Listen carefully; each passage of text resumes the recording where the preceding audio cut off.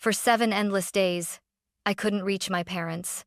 No calls, no messages, just silence thick and unnatural.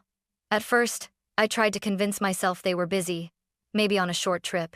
But by day 7, something inside me snapped. I packed a bag and drove all night, my mind racing with every terrible possibility I refused to say out loud.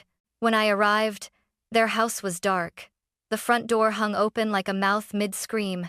Inside ruin, broken glass glittered under the moonlight. My mother's favorite vase lay in shards beside a toppled chair. "Mom?" I whispered. No answer. Then, I heard a soft, trembling sound coming from the hallway closet. Breathing. Slow, uneven, human. I froze, my pulse hammering in my throat. Something or someone was inside. And in that moment, I realized, whatever was waiting for me behind that door would change everything. My name is Olivia Hart, and until last night, I thought I had outgrown fear. I live in Los Angeles now, surrounded by noise and neon, but I grew up in a quiet Nevada town where everyone knew everyone else. Back then, our little grocery store on Maple Street was my whole world. My parents, Richard and Elaine, worked from dawn till nightfall, serving the same loyal customers for 30 years. They were kind, humble people too. Kind, maybe.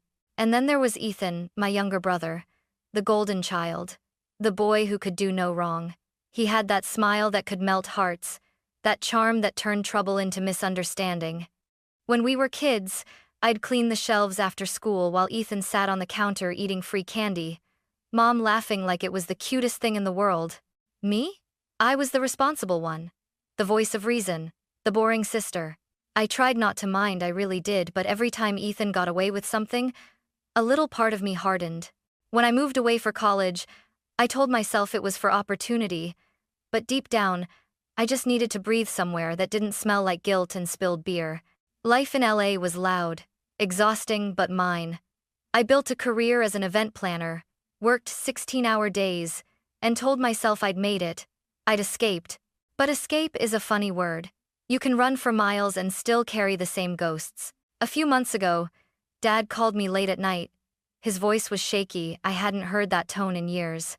"Liv," he said, "your brother's in trouble again." I remember sighing, rubbing my temples. "What now?" He hesitated. "Debts. The gambling kind. But don't worry, we'll fix it." "Dad," I warned, "don't give him money again." He didn't reply. Just a long pause before he whispered, "He's still my son." That call haunted me for weeks. I knew how this story went, I'd seen it too many times.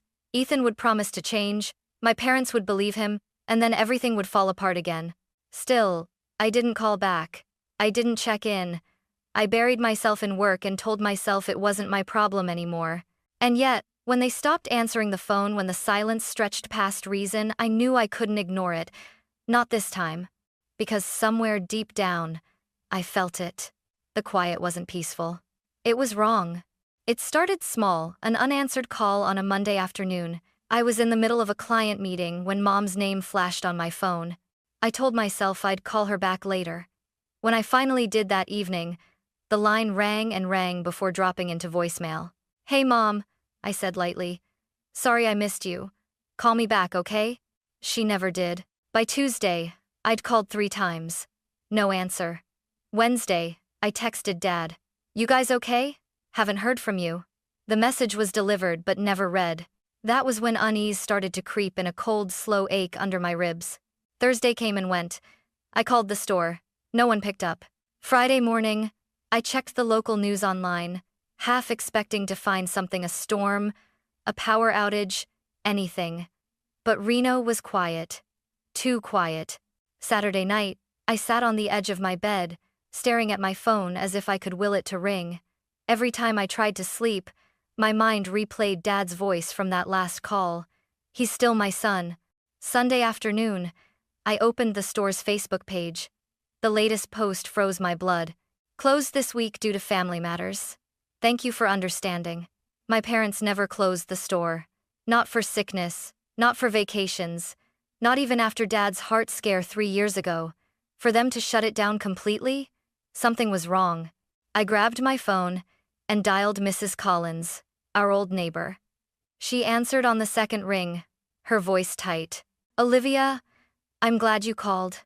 I've been worried sick." "What's going on?" I asked. "The store's been closed all week.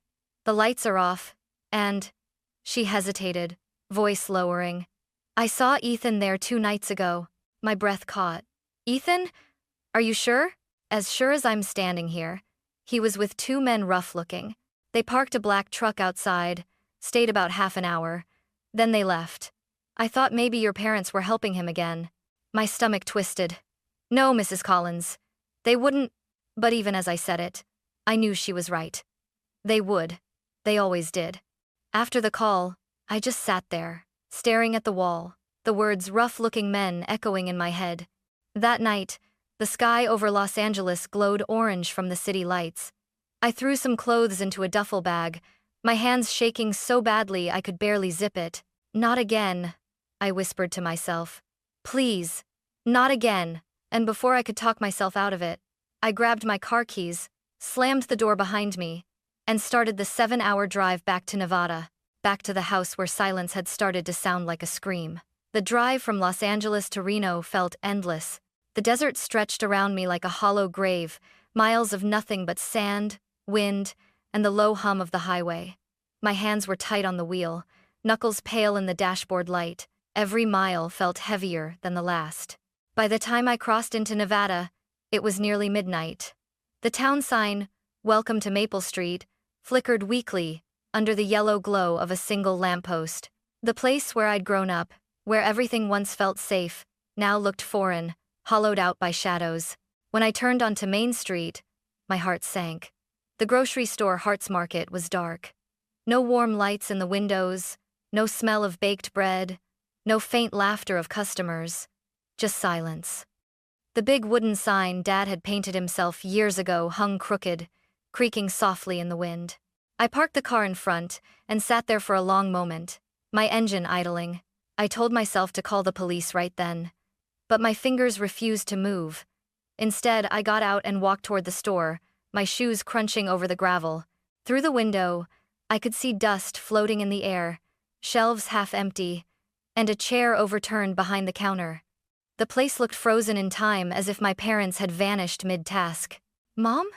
I whispered through the glass, absurdly hoping she'd appear from behind the register, scolding me for showing up unannounced. Nothing. A hollow ache filled my chest. I turned toward our old family home a few blocks away, the one with the leaning mailbox and the old oak tree Dad swore he'd cut down every year but never did. The porch light was off, the curtains drawn. The air smelled faintly of wet earth and something metallic. "Mom? Dad?" I called again, louder this time. The front door was open, not wide, just enough for the wind to nudge it against the frame with a soft thud. Thud.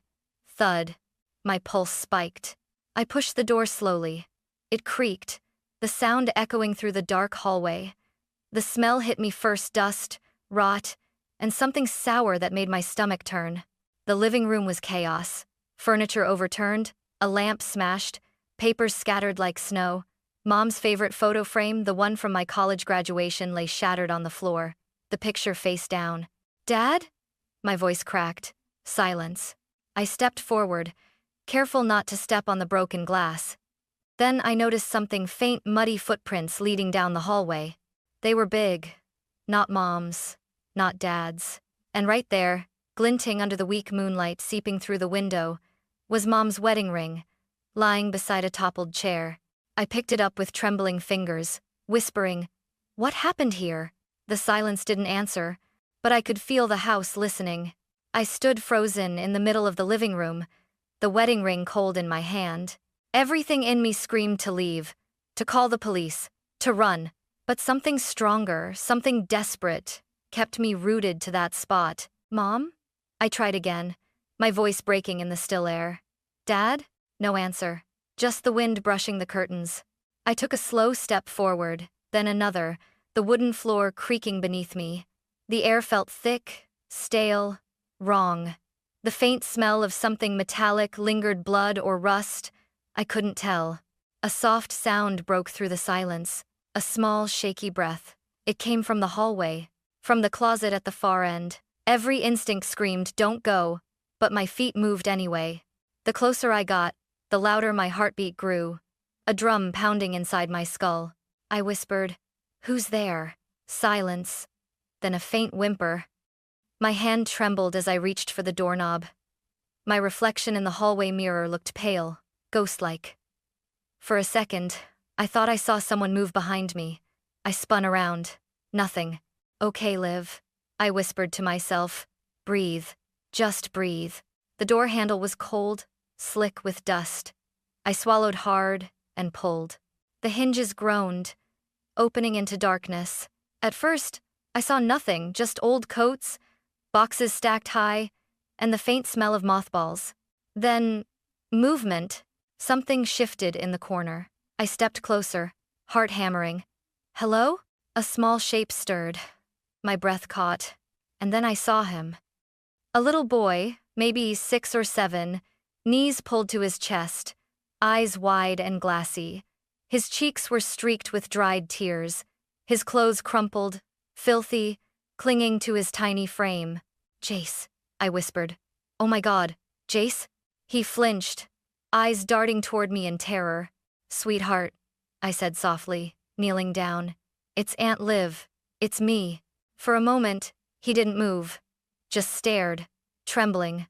Then, as if my voice finally broke through the fog, he blinked once, twice, and then collapsed forward into my arms. He was so light, too light.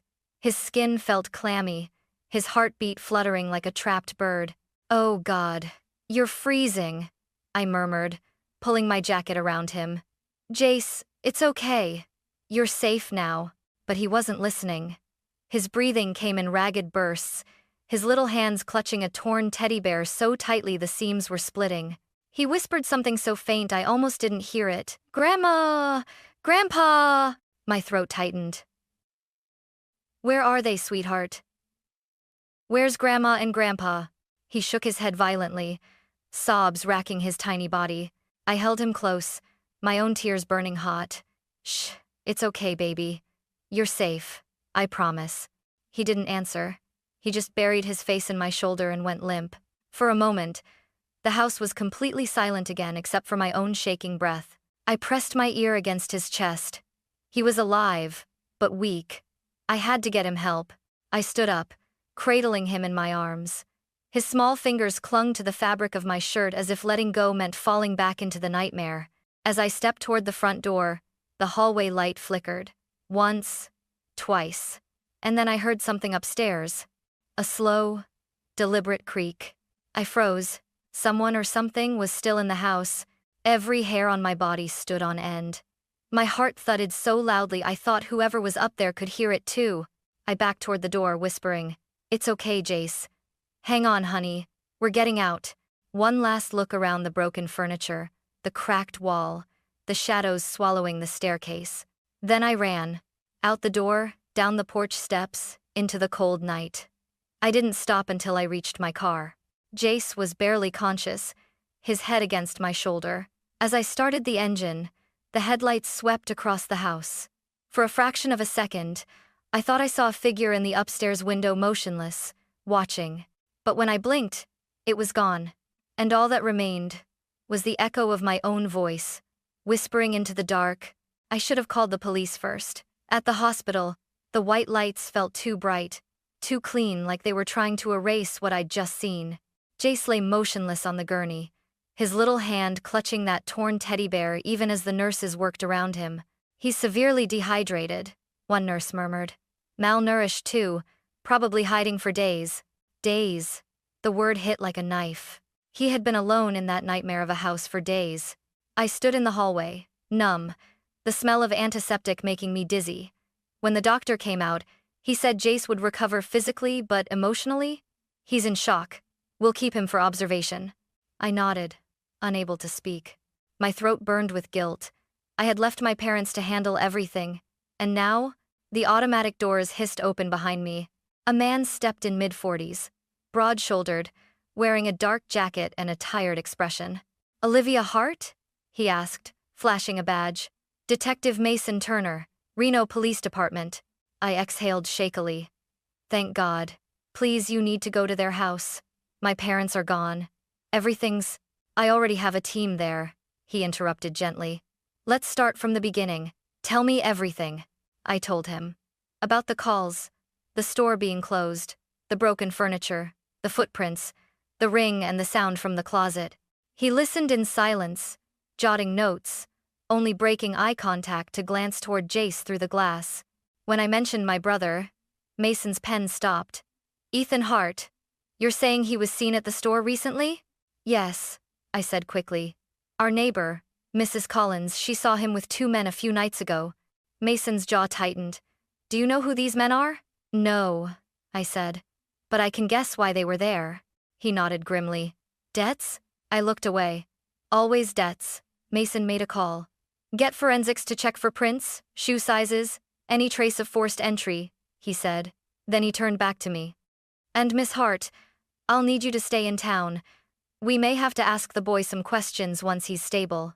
My stomach twisted. He's 6 years old, detective. He's terrified. I know, Mason said softly. But he might be the only one who saw what happened. A few hours later, he drove me back to the house. The flashing red and blue lights cast eerie shadows across the yard. Yellow tape stretched across the porch like a wound. Inside, officers moved quietly, photographing the mess. One of them called out, Detective, you'll want to see this. In the kitchen, near the back door, a small smear of blood glistened under the flashlight. Next to it, a wallet. Mason knelt, opened it, and his expression darkened. He handed it to me. Inside, beneath an old ID card, was a photo I knew too well, Ethan, grinning beside my parents, taken years ago at a barbecue. My stomach dropped. Looks like we found your brothers, Mason said. I stared at the wallet in his gloved hand, my voice barely a whisper. Then he was here. And in that instant, the silence of the house no longer felt empty. It felt haunted. Jace didn't wake until the next morning. When he did, he looked small and lost under the hospital blankets, his brown hair sticking to his forehead, his lips pale. The heart monitor beeped softly beside him, steady, fragile. I sat by his bed, clutching a paper cup of cold coffee. My hands wouldn't stop shaking. Hey, sweetheart, I whispered, brushing his hair back. It's Aunt Liv. You're safe now, okay? His eyes fluttered open. Confusion flashed across them before recognition slowly settled. Aunt Liv? I smiled through tears. Yeah, it's me. He blinked, his voice barely a whisper. Where's Grandma? The question sliced through me. I swallowed hard. We're trying to find her, baby. The police are helping. Detective Mason stepped closer, his notebook in hand, speaking softly. Hey there, Jace. My name's Mason. I'm just here to talk, okay? You don't have to be scared. Hell, Jace clutched his teddy bear tighter. His tiny fingers trembled. Mason kept his tone gentle. Can you tell me what happened at the house? For a long moment, the only sound was the hum of machines. Then, in a trembling voice, Jace began. Daddy came, late at night. His lip quivered. He was mad. Grandma told him to leave, but he yelled. Grandpa yelled too. Then, he stopped, breathing unevenly. I squeezed his hand. It's okay, sweetheart. You're doing great. There was a loud crash, he whispered. The table broke. Grandma screamed. Daddy pushed Grandpa, and then, his little face crumpled. And then everything went quiet. Tears spilled down my cheeks before I even realized I was crying. Mason spoke softly, steady but grave. Did you see anyone else, Jace? Was anyone with your daddy? The boy nodded. 2 men. They had tattoos. One had a snake on his neck. They were scary. He buried his face in the teddy bear, his voice muffled. I ran. I hid in the closet. I heard glass breaking, and Grandma crying. And then, nothing. I couldn't breathe. The air around me thickened, pressing on my chest. Mason gave me a look, one that said everything without words. Jace's sobs grew louder until his little body shook. Is Daddy in trouble? I took his face in my hands, tears streaking my cheeks. Sweetheart, Daddy made some bad choices. But you did the right thing, hiding. You're so brave, Jace. So brave. He nodded weakly, eyes wide with fear and guilt, far too heavy for a child. Mason closed his notebook and stood. "We'll find your dad," he said quietly. "You have my word." After the detective left, I stayed beside Jace, watching his breathing slow as he drifted back into sleep. My reflection in the window looked like a stranger, hollow eyes, smeared mascara, haunted by the truth I didn't want to say out loud. Ethan wasn't missing. He was running. And if what Jace said was true, my parents weren't missing either. They were gone. The realization hit like a physical blow. My body shook, not from fear this time, but from anger, raw, consuming anger. I pressed my hand to the glass, staring out at the morning light creeping over Reno. "You did this, Ethan," I whispered. "You brought this to our family." But another voice, softer, crueler, whispered back from somewhere deep inside me. "You knew what he was, Olivia. You just didn't stop him." That thought followed me long after I left the hospital. A ghost I couldn't silence, no matter how hard I tried. 2 days later, Detective Mason called. His tone was tight, like someone holding his breath. "Olivia," he said, "we found something in your parents' house. I think you need to see it yourself." I didn't hesitate. When I arrived, the yellow police tape still fluttered in the cold wind. Inside, the air felt different, heavier, like the walls themselves knew what had happened. Mason led me to the living room, where everything was still in ruins, and then toward my father's study. On the old wooden desk, worn smooth from years of use, lay a single envelope. My name was scrawled across it in my father's handwriting. "Olivia." I felt my knees weaken. "Where did you find this?" "In the top drawer," Mason said. "It was tucked under a ledger book. I think he left it for you." My fingers trembled as I reached for it. The paper was yellowed, the ink smudged, as if written in a rush. "Take your time," Mason said softly, stepping back. I unfolded it, my hands shaking so violently I almost tore it. "Liv, if you're reading this, things have gone too far. We've tried to help your brother. God knows we did. But Ethan isn't the boy we raised anymore. He's desperate, dangerous. He's been coming to the house with men who scare your mother to death. He says he'll sell the store, that it's the only way to pay them back. We refused. He threatened us. We're scared, Liv. If anything happens to us, take care of Jace. He's innocent. And please, forgive us. We failed to protect you both from him." The letter blurred as tears filled my eyes. My chest tightened until I could barely breathe. Dad's voice echoed in my head. "He's still my son," I whispered. "You kept forgiving him, even when it killed you." Mason watched quietly, giving me space.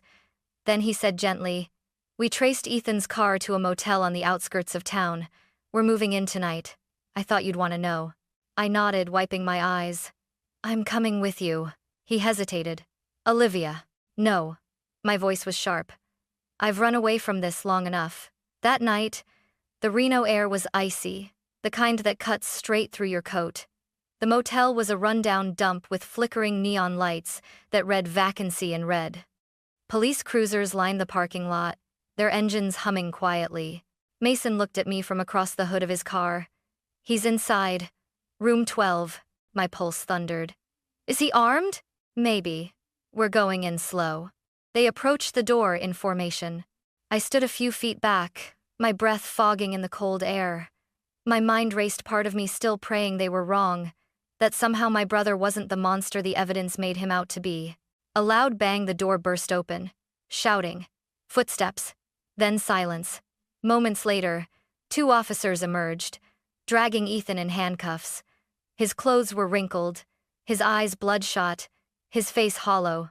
When he saw me, he froze. "Liv?" My throat tightened. "You killed them." He shook his head weakly. It wasn't supposed to happen like that." Mason stood nearby, stone-faced. "Let him talk," he said. Ethan's words spilled out like poison. "I just wanted money, that's all. I thought Dad would help me again." He refused. He said he was done cleaning up after me. His voice cracked. "I lost control, okay? I didn't mean to hurt them." I stared at him, shaking. "You lost control? You beat them, Ethan. You left their grandson hiding in a closet for days." He looked down, tears forming in his bloodshot eyes. I panicked. I called some guys from the casino. They helped me move them. I didn't know what else to do. I took a step closer until we were only a few feet apart. You didn't just destroy them, Ethan. You destroyed everything they stood for. He said nothing, just whispered, I didn't think you'd come back. Neither did they, I said coldly. Mason turned toward me. Olivia, we found remains this afternoon in a vacant lot a few miles from the house. DNA results are pending, but I didn't let him finish. My body went numb. I already knew. I stumbled back, shaking my head. No, please. Mason's voice softened. I'm sorry. Ethan's knees buckled, and he fell forward, sobbing. I didn't mean to kill them. I wanted to scream, to hit him, to make him feel even a fraction of the pain he'd caused, but I couldn't move. Instead, I whispered, You didn't just kill Mom and Dad. You killed the part of me that still believed you could be saved. For a long moment, there was only silence. Then Mason ordered the officers to take him away. As they dragged Ethan toward the squad car, I stood in the cold night, watching the brother I used to protect now just a shadow in handcuffs. Mason approached quietly. You did the right thing coming back, he said. I turned to him, my voice raw. No, detective, the right thing would have been stopping him years ago. And as the red and blue lights flashed against the motel's cracked walls, I finally let the tears fall. Because this wasn't just the end of a case, it was the end of a family. The funeral was small, quiet, just the way Mom would have wanted. White lilies lined the caskets, the church smelled faintly of wax and rain, and the air hung heavy with the kind of silence that makes your chest ache. I stood between two headstones, my hand resting on the coffin where both my parents lay side by side. Jace was beside me, his tiny hand gripping mine. He didn't cry, he just stared, wide-eyed and pale, clutching that worn teddy bear like it was the only piece of safety left in the world. When the priest's voice faded into the hum of the wind, Jace whispered, Aunt Liv, are Grandma and Grandpa in heaven? I knelt, brushing a tear from his cheek. Yes, sweetheart, they are. And they're watching us right now. He nodded slowly, still holding my hand. Then I'll wave so they know we're okay. And he did, lifting his little arm, waving into the cold, gray sky. My heart broke and healed all at once. After the funeral, I packed up what was left of the house. The shelves were empty, the walls bare, but the ghosts lingered memories, clinging like dust. Dad's work gloves, still hanging on a nail by the back door. Mom's recipe book, pages smudged with flour and love. I couldn't stay there. The house that once felt alive now felt like a tomb. So, I sold the store, the house, everything. The money went into a fund for Jace's future, a promise I made in front of their graves. He'll never grow up like Ethan did, I swore silently. He'll know love, but he'll also know limits. We moved to Los Angeles. I found a small apartment on the edge of the city, where the noise of traffic fills the spaces silence used to haunt. Jace started school again. The first few nights, he woke up screaming, calling for his grandparents. I'd rush into his room, hold him until his breathing slowed, whispering, You're safe now. I'm here. I'm not going anywhere. Weeks passed. The nightmares grew shorter, the smiles longer. One evening, as the city lights blinked below our window, Jace tugged on my sleeve. Aunt Liv? Yeah, buddy? He looked up at me with those same soft brown eyes Mom used to have. Can I stay with you forever? I pulled him into a hug, my throat tightening. Forever, sweetheart. You and me always. That night, after he fell asleep, I stood by the window, looking at the endless stretch of city light. For the first time in months, I felt something I hadn't dared to before. Peace. I still dream of the old house sometimes, of the creaking door, the smell of bread, and the faint sound of laughter from years ago. But when I wake, I don't cry. Because I finally understand what Mom and Dad meant in that letter. Love isn't just forgiveness, it's responsibility. It's choosing who to save before it's too late. And though I couldn't save them, I saved him. That's what remains.